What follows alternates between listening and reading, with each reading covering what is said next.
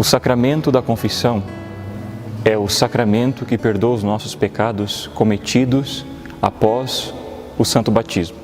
Este sacramento foi instituído por nosso Senhor Jesus Cristo após a sua ressurreição, por isso que ele é chamado de sacramento pascal. Jesus, ao adentrar o cenáculo, disse aos apóstolos: a paz esteja convosco, e soprou sobre eles o Espírito Santo, e lhes disse: a quem vocês perdoarem os pecados serão perdoados, a quem vocês não perdoarem não serão perdoados. Então é um sacramento instituído por Jesus. Este sacramento, assim como todos os outros, possui, para ser válido, a forma, a matéria e o ministro.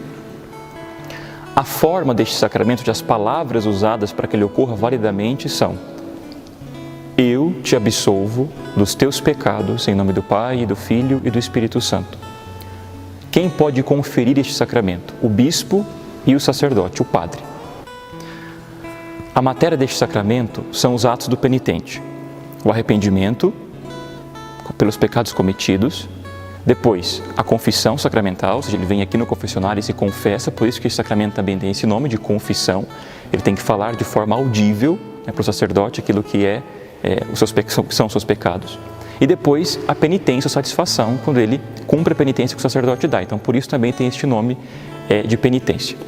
Bom, o primeiro ato do penitente é então o arrependimento dos seus pecados. A contrição, ela pode ser uma contrição, como a gente diz, uma contrição imperfeita ou perfeita. Imperfeita é quando eu me arrependo por medo do inferno, por medo e não sei, quando eu quero ir para o céu. E perfeita, quando eu consigo uma contrição perfeita, é quando eu me arrependo dos meus pecados por amor a Deus, porque eu ofendi a Deus. Então aqui que está a raiz desse sacramento da penitência. Ou seja, os pecados são uma ofensa direta a Deus. Então, eu busco o arrependimento, porque eu sei que eu troquei a Deus por qualquer outra coisa, seja um prazer, seja algo de valor, qualquer outra coisa. Então, eu movo o meu arrependimento. E como que eu faço isso? Bom, na minha casa, primeiramente, eu procuro um lugar onde eu esteja sozinho, e diante do crucifixo, diante de uma imagem, eu faço o meu exame de consciência. Esse exame de consciência consiste em eu pegar os 10 mandamentos, os 5 mandamentos da igreja, os pecados capitais e, com um papel e uma caneta diante de Deus, olhar cada um deles e examinar a minha consciência. Se ficar muito difícil fazer isso de forma prática, apenas com os 10 mandamentos, você pode recorrer à internet, que tem vários exames de consciência. No Google, só digitar lá com exame de consciência católico, vai ter vários sites que vão te ajudar a fazer um bom exame de consciência. Então, diante de Deus, você examina a sua consciência, coloca por escrito os seus pecados para não esquecer, e no final dessa lista você escreve assim: pelos pecados que eu não me lembro. Mas nesses pecados que eu não me lembro, não podem estar inclusos pecados que você esquece deliberadamente. Não, tem que estar tudo ali, senão a confissão é inválida. Você tem que dizer tudo, não pode omitir nada. Então, escreva tudo diante de Deus, peça que Deus mova o seu coração ao arrependimento e à contrição, e aí venha, então, até a igreja. No dia de semana, antes da missa, depois da missa, quando o sacerdote atende confissão. E aí, você fez já a primeira parte, que é o arrependimento, a contrição pelos pecados cometidos. Você vem até a igreja com o propósito de não querer mais fazer aquilo, de se arrepender e de lutar para buscar uma vida da santidade, uma vida da graça. E chegando à igreja, então, você vai até o confessionário, no caso que está aqui atrás de mim. Você vai ao meu lado esquerdo aqui, se ajoelha, tem um genuflexório. Se ajoelha por quê? Porque é um sacramento da penitência. Você está se colocando numa posição de humildade, de quem pede perdão. Então você se ajoelha e ali na sua frente vai ter uma grade. E você, de forma com uma voz amena, não uma voz alta, como se você estivesse falando com uma pessoa, com outra pessoa, mas uma voz baixa, você espera o sacerdote iniciar a confissão. Então o padre vai dizer: em nome do Pai, do Filho e do Espírito Santo, amém. E aí ele vai dizer que o Senhor esteja em teu coração e em teus lábios, para que arrependida confesse os teus pecados. Ou outras palavras semelhantes. Você também pode, ao você chegar, você pode dizer: abençoai-me, Padre, porque eu pequei. E aí o padre vai iniciar: que o Senhor esteja em teu coração e em teus lábios, para que arrependido confesse os teus pecados. E aí você vai dizer, primeiro, quanto tempo você não se confessa? 1 ano, 3 meses, 5 meses, não lembro, você pode dizer, Padre, não lembro qual foi a última vez. Segunda coisa, o seu estado de vida. Padre, eu sou casado, eu sou solteiro, eu sou sacerdote, sou religioso. Vai dizer o seu estado de vida. E aí você começa a listar os pecados, começa a ler mesmo. Se você quiser trazer a folha ou se lembra de cabeça, começa a dizer, um por um, dizendo dos pecados graves também, não só o pecado, mas tem que dizer quantas vezes cometeu. Por exemplo, Padre, eu menti. Quantas vezes eu menti? Padre, eu peguei contra a castidade. Quantas vezes eu pequei e de que forma foi? Então você tem que dizer isso para que o padre, na hora de poder lhe aconselhar, consiga, como um médico ali, saber te ajudar especificamente. Porque, Padre, eu roubei. Você pode roubar 5 centavos, você pode roubar um banco. Então você tem que dizer o pecado, concretamente como foi, não especificadamente, mas de que forma foi a matéria desse pecado e quantas vezes cometeu. Tá? E aí se diz, se você não lembra, diz, Padre, roubei, não lembro quantas vezes. E o que roubou? E aí e vai dizendo, discriminando todos os pecados. Fofoquei, menti, tive inveja, invejei tal coisa, invejei tantas vezes, fui guloso tantas vezes. E aí você vai descrevendo os pecados. No final você diz, e pelos pecados que eu não me lembro. Então o padre vai agir como juiz e como médico, ele vai te instruir, vai te orientar, vai dizer algumas palavras, de acordo com aquilo que você disse, vai buscar te ajudar, e aí ele vai te dar a absolvição. Mas antes disso, você tem que rezar o ato de contrição. Então, o padre, ao terminar de falar, ele vai lhe dar uma penitência.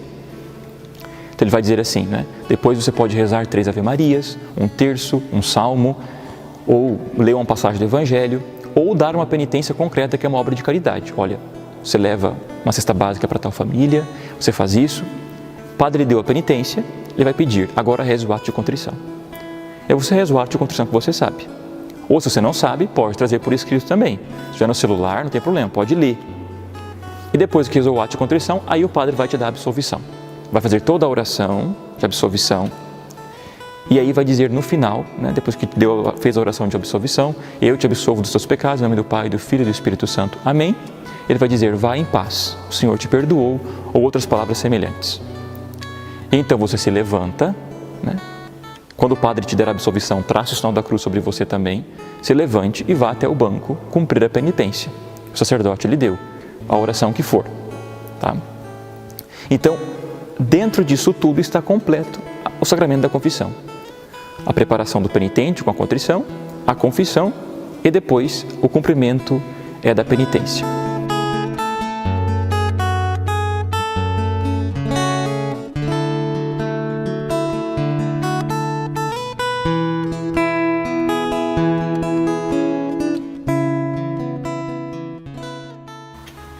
Bom, vamos falar agora do local da confissão. Aonde ela tem que acontecer? O Código de Direito Canônico, que é este livro aqui, que contém o ordenamento jurídico da Igreja, possui dentro dele o direito litúrgico.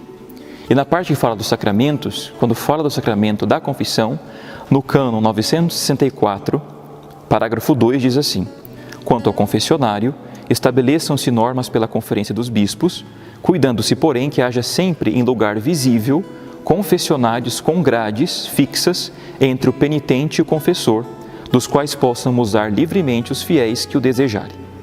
Não se ouçam confissões fora do confessionário, a não ser por justa causa. Então, a confissão sacramental, como a Igreja pede, ela tem que acontecer desta forma. O sacerdote de um lado, em que ele não vê o penitente, nem está interessado em saber quem é, e o penitente também que não veja o sacerdote, para que ele possa fazer uma confissão mais contrita, não preocupado com as feições do sacerdote, não preocupado em ficar olhando para ele. Então, se preserva a identidade do fiel e também se preserva o sacerdote. Então, isso é uma coisa que a Igreja estabeleceu e que é muito boa, tanto para o padre quanto para o penitente.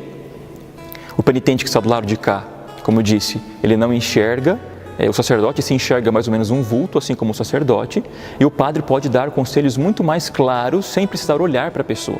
Porque o que acontece é o seguinte, aqui não é um consultório de psicologia, aqui é um tribunal da misericórdia. Você entra culpado e sai perdoado. Aqui é um sacramento da alegria, você entra triste e sai alegre, porque Deus te perdoou, como o filho pródigo. Então, é um local para ter um sacramento. Assim como a Eucaristia é um sacramento, possui toda uma dignidade, todos os sacramentos têm a sua dignidade. E a confissão também. Por isso não pode ser em qualquer lugar, de qualquer forma. Por isso que a Igreja exige que seja dentro de um confessionário. Agora, outras coisas também que as pessoas pensam, né? A confissão de 2 vezes por ano ou 1 vez por ano. A Igreja sempre pede que se confesse pelo menos 1 vez por ano, na Páscoa, né? E as pessoas também às vezes se confessam no Natal. O que acontece é que essa prática entrou e vamos fazer uma comparação, né? Imaginem vocês que uma pessoa fique sem limpar a casa, sem limpar a casa durante 1 ano, ou sem tomar banho durante 1 ano. É que a gente não enxerga a nossa alma, mas Deus a vê. E quando a gente não se confessa, nós vamos acumulando dentro de nós pecados, que vão tendo efeitos, inclusive psicológicos, inclusive no nosso corpo, porque nós somos corpo e alma. Então, é preciso se confessar com frequência. Quando, Padre?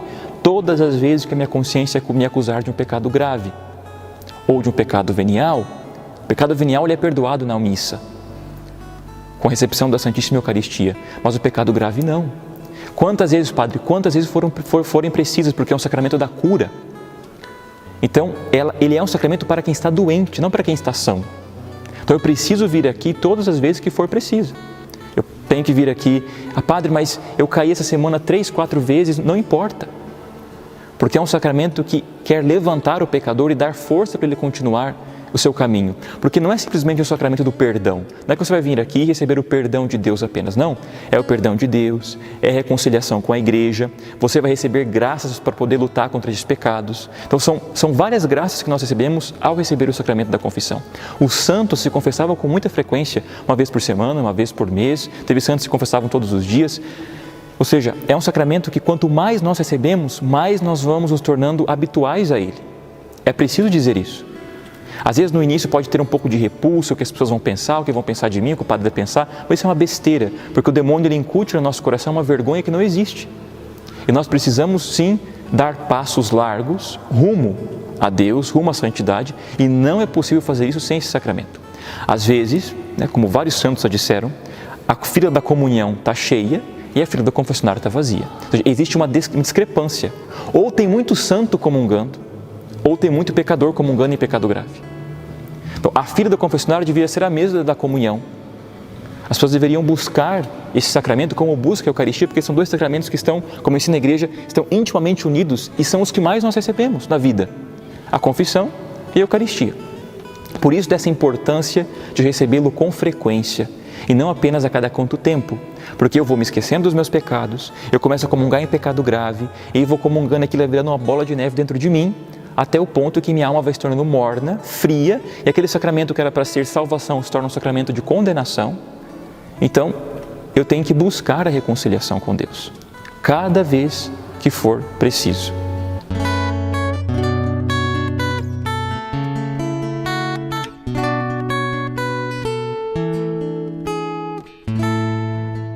Na hora que você se aproximar do confessionário, tem que observar uma coisa. Se a cortina do confessionário ela está aberta e não tem o sacerdote ali, claro, então não há confissão. Mas se a cortina está aberta e o sacerdote está ali dentro, então você pode se aproximar para se confessar. Se a cortina está fechada, é porque então existe alguém se confessando. Então você espere a sua vez, na fila, rezando, pedindo a Deus a contrição dos pecados, e depois então quando outra pessoa sair, você se aproxima. Então, cortina fechada, o padre está atendendo confissão. Cortina aberta, você pode se aproximar para que o sacerdote atenda a sua confissão. Então, este confessionário é um confessionário novo na nossa paróquia, que foi adquirido justamente para dar a dignidade que o sacramento merece e também cumprirmos, assim, a norma da Igreja. Eu lembro muito bem que o bispo, em todas as paróquias que ele vai dar posse aos padres, ele pede que se providencie o mais rápido possível um confessionário. Então hoje, graças a Deus, a nossa paróquia contém um confessionário tradicional, um confessionário bonito, e então fica aqui o meu apelo para que todos possam se confessar. Não só os nossos paroquianos aqui da paróquia, com frequência, mas você que está assistindo esse vídeo, na primeira oportunidade que você tem, procure o sacerdote e busque uma confissão. Vamos suplicar ao Senhor então, que derrame sobre o seu coração por essa bênção a graça da contrição dos pecados. O Senhor esteja convosco, Ele está no meio de nós. Abençoe-vos o Deus Todo-Poderoso, Pai, Filho e Espírito Santo. Amém.